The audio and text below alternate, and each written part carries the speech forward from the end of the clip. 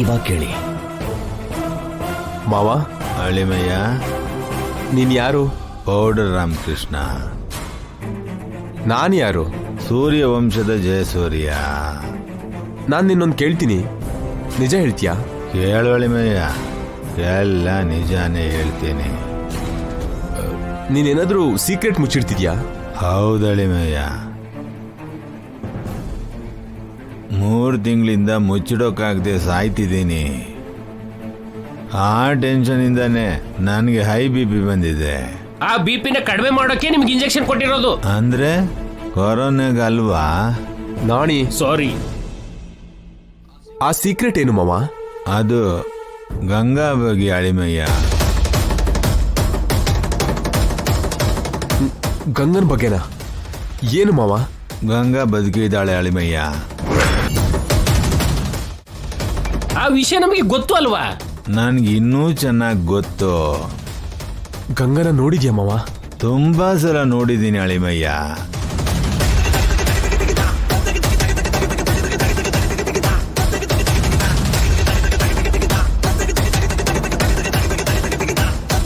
ಗಂಗನ್ ಜೊತೆ ಮಾತಾಡಿದ್ಯಾ ಮಾವ? ಎಷ್ಟೋ ಸಲ ಮಾತಾಡಿದ್ದೀನಿ. ಮತ್ತೆ ಈ ವಿಷಯನ ನನಗೆ ಯಾಕೆ ಹೇಳಲಿಲ್ಲ? ನಿಮ್ಮ ಅತ್ತೆ ಹೇಳ್ಬೇಡ ಅಂದ್ಲು ಅಳಿಮಯ್ಯ. ಅಂದ್ರೆ ಇದೆಲ್ಲ ಚಂದ್ರಿಕಾ ಅವ್ರ ಪ್ಲಾನ್ ಅಂತ ಆಯ್ತು. ಹೌದು ಕಣ, ಚಂದ್ರಿಕಾ ಹೇಳಿದ್ದನ್ನೇ ನಾನ್ ಮಾಡ್ದೆ. ಗಂಗಾ ಗಂಗಾ ಇವಾಗ ಎಲ್ಲಿದ್ದಾಳೆ ಮಾವ? ಗಂಗಾ ಗಂಗಾ ಹೇಳಿ ಮಾವ, ಗಂಗನ ಯಾವಾಗ ನೋಡಿದ್ರಿ? ಯಾವಾಗ ಮಾತಾಡಿದ್ರಿ? ಗಂಗಾ ಎಲ್ಲಿದ್ದಾಳೆ? ನಾಣಿ,